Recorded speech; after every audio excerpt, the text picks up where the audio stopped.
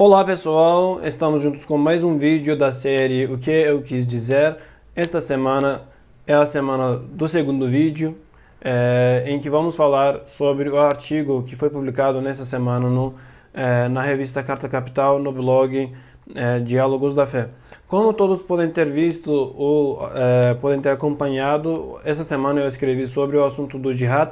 É um assunto um pouco delicado, é um assunto muito discutível e, na maioria das vezes, entendido de maneira equivocada.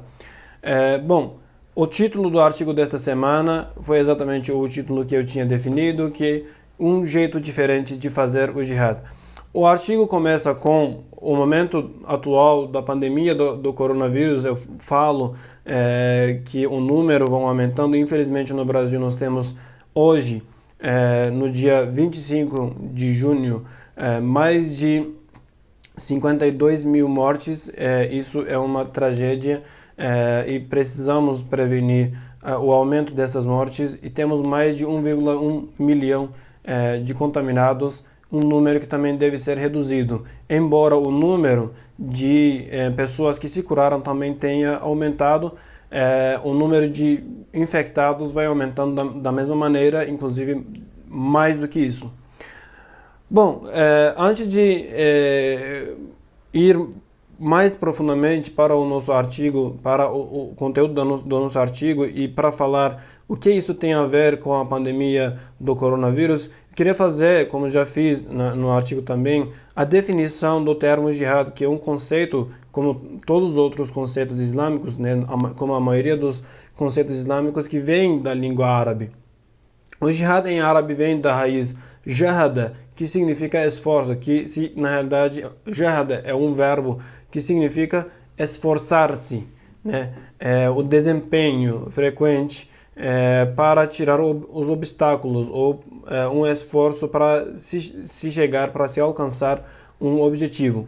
Quando vamos para o conceito de maneira mais terminológica, quando a gente analisa no contexto religioso, o jihad significa aquele esforço desempenhado para tirar os obstáculos entre o servo e Deus. Ou seja, se a gente for analisar da maneira como analisa o termo religião, tirar os obstáculos entre Deus e o seu servo, tirar os obstáculos que impedem a ligação, né, se a religião é uma ligação ou religação, como faz a definição o Lactâncio, tirar os obstáculos, né, ou impedimentos nesta ligação entre o servo e Deus. Já que o Islã prevê ou propõe uma ligação contínua, permanente entre o servo e o seu Deus, é aquele desempenho sempre feito para impedir que algo nos impeça também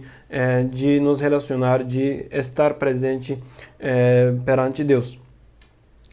Hoje em dia, o termo de jihad é entendido como o sinônimo da guerra, embora isso seja muito equivocado. Eu vou mencionar o hadith que eu mencionei também no meu artigo, que é o seguinte. Esse hadith foi mencionado por Bayhaqi, que foi um estudioso da área de hadith, da disciplina de hadith, é um dos mais respeitados também.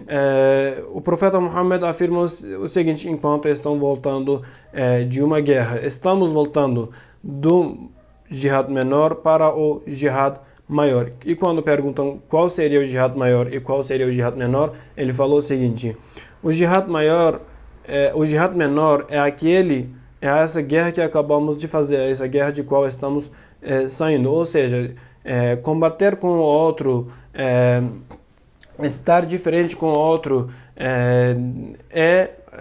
o de menos, tá? E o que seria o jihad maior? O jihad maior é a luta que teremos contra os nossos desejos e nossas tendências à maldade. Na verdade, ele não fala exatamente isso. Eu abro um pouco mais essa fala dele. Ele diz: o jihad maior é aquela contra vocês mesmos, contra você mesmo. Ou seja, nós temos, como seres humanos, temos o livre-arbítrio. E o livre-arbítrio faz parte da composição da natureza humana. se é que a gente vai partir do pressuposto de que o Islã também aceita a ideia de criacionismo, Deus, quando criou o ser humano, criou ele com esse livre-arbítrio, com essa tendência a ter a sua liberdade. Portanto, às vezes, isso, né, nós mesmos, para a ideia do jihad, somos o maior obstáculo entre nós e a adoração a Deus, entre nós e a adoração ao Criador. Portanto, o jihad maior seria contra nós mesmos, porque nós não conseguimos lidar conosco mesmos, né? Aquilo que a gente chama de ego, né? O nosso ego é o nosso maior inimigo quando não conseguimos lidar com ele. Os esforços, né, as reflexões em torno do termo de jihad são muitos. Eu fui mais um fazendo essa definição e acredito que vão haver ainda mais os outros. E aqui vou fazer a ligação do meu artigo, né, do tema de jihad para a ideia da pandemia, o que isso tem exatamente a ver com a pandemia. Bom, como eu acabei de falar, Deus criou o ser humano, né? Se a gente partir do pressuposto de criacionismo, Deus criou o ser humano livremente, deu a liberdade na composição da natureza humana. Então, o ser humano, seja qual for, tende a ser livre. Por isso, inclusive, embora o Islã não condene a escravidão, põe normas nesta questão.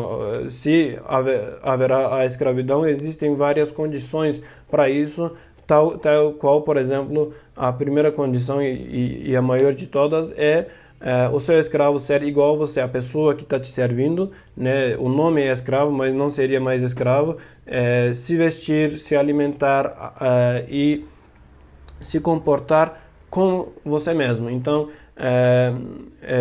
mas o preferível é que não exista a escravidão.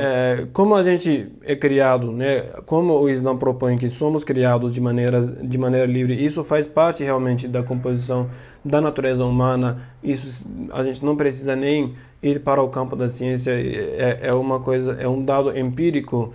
Quando a gente vê que, por exemplo, os shoppings e os locais comerciais vão se abrindo gradativamente, a gente vai ver que também as ruas estão ficando lotadas, ou seja, nós não aguentamos ficar em casa. Inclusive faz cerca de 2 meses, 3 meses que estamos em quarentena, em isolamento social, não é exatamente quarentena, e tendemos a sair às ruas assim que for possível, porque estar no mesmo lugar, uma vida monótona, para o ser humano é a coisa mais, digamos, chata.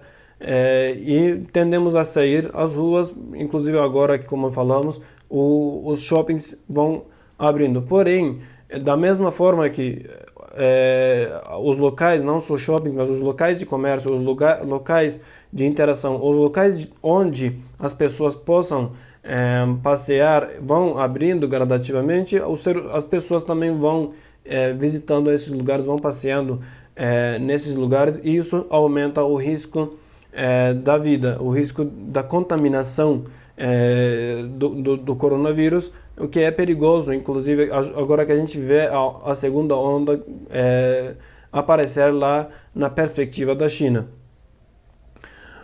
E uma parte do jihad, e a maior parte do jihad na realidade, é a preservação da vida, né? Como a gente falou em outros artigos, se vocês forem ver lá no meu blog, isso vai aparecer. A vida humana é sacra. Então, desde o momento em que a vida humana é sagrada, e quase todas as religiões se baseiam na existência da humanidade, porque sem a humanidade não há necessidade para a religião, a gente vê a vida humana como sagrada, embora o termo sagrado não exista em todas as tradições espirituais. A gente vê a gente vê a vida humana como a mais importante espécie da natureza. Existem outras filosofias também em relação a isso. Então, desde que a gente acredita que o jihad é um modo também da preservação da vida, inclusive quando a questão da preservação da vida e da liberdade entra em questão é que o jihad se torna qital, o que significa guerra, né? Porque é um momento da defesa. Estamos, independentemente de religiosidade, independentemente de fé ou de irreligiosidade, estamos num momento em que precisamos ter a perseverança para conosco mesmos, lutar conosco mesmo para não, desde que tenhamos condições, sair, né, para não sair às ruas, aumentando o risco do contágio. Então, a reflexão do jihad em torno da pandemia era mais ou menos essa, resumidamente, na ideia da gente lutar conosco mesmo, internamente, para não sair às ruas e preservar tanto a nossa vida quanto a vida dos outros. Muito bom, pessoal. Espero que tenham gostado do vídeo. Se vocês gostaram do vídeo, se inscrevam no canal, curtem o vídeo e compartilhem. E também ativem o sininho do lado do botão de inscrição para receber as nossas atualizações.